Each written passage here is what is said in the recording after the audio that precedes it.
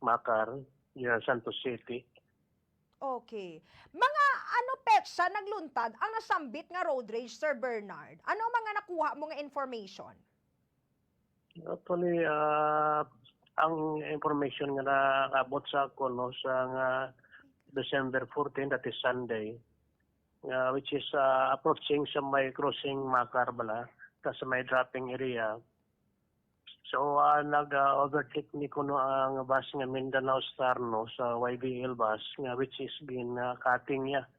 Nga ang mga YBL bus. So, ginkumpronta sa sang driver sang YBL, pero sang ikumpronta, gin-challenge siya man nga maghasong baganay.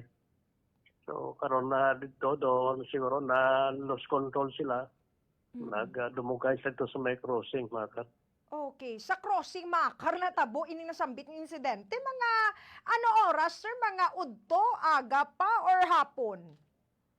Hindi ko makuha ang exact nga oras sa Bombomera ba kay going pa lang sila sa Santos City. Kaya ang biyahe nila from Marbel going to Santos City. Okay.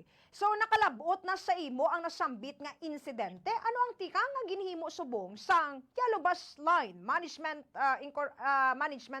subong Sir Bernard?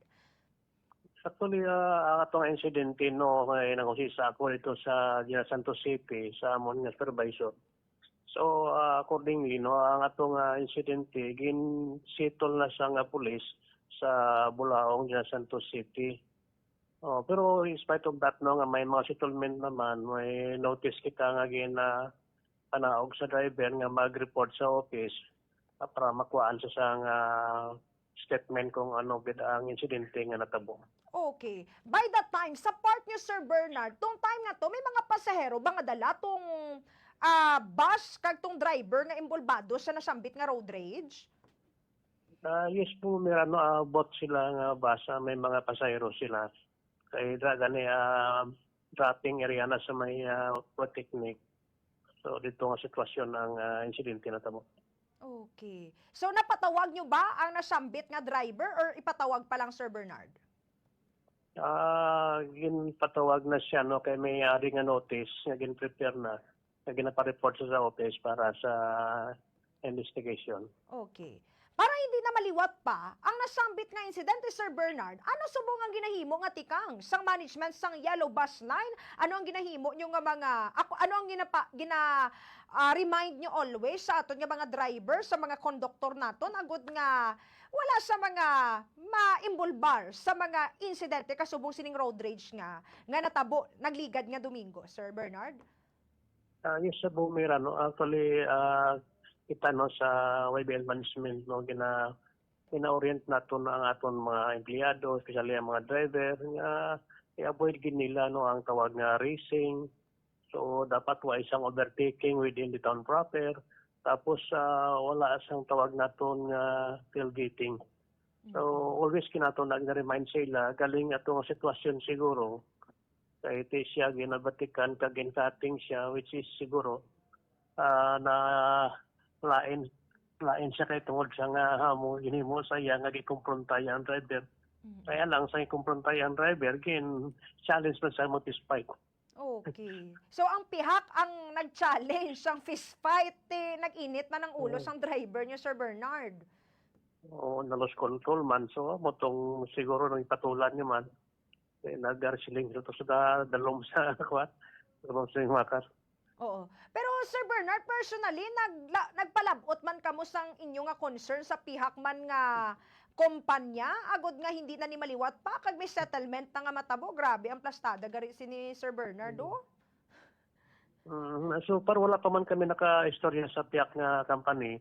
Ang una-una mo na nga driver kung ano gid ang really nga naitabo.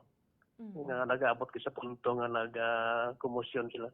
Okay. Maiba ko, Sir Bernard, kamusta subong ang plastada sang pagpadulong sa mga pasahero naton sa mga terminal ninyo, Sir Bernard? Isa bumura na actually ini nga mga inadlaw. Inspektar naton abi this coming sa December 22 siguro hasta na sa katapusan na magbuilo na gining pasahero. So hindi pa problema kay preparado man kita may mga sufficient unit kita nga i-deploy no para nga makipir naton ang needs sang riding public. Okay. So by this time, Sir Bernard, tagaan ta ka sang ligwa, reminder mo sa tanan nga mga kabombo in line sa natabo nga insidente. Go ahead, Sir Bernard. First of all, meron ka pasalamat ako sa imo no kasi mo ko sang chance no nga makapaabot kita sa information no, sa aton nga riding customer. So in behalf sa YBL company no kapasalamat kita ang management no sa aton mga pasahero nga nagapadayon nga nagapatronize no sa YBL company. So as a reminder lang siguro this coming peak season no kung kita is may plano nga mag-travel. So kung pinilikawan naton nga magdala kita sa mga bagay nga ginabawal no sa Office of Transportation Security, ini mga bagay nga mga ammunition, ini mga shop nga mga object para hindi ma-delay ang aton nga travel.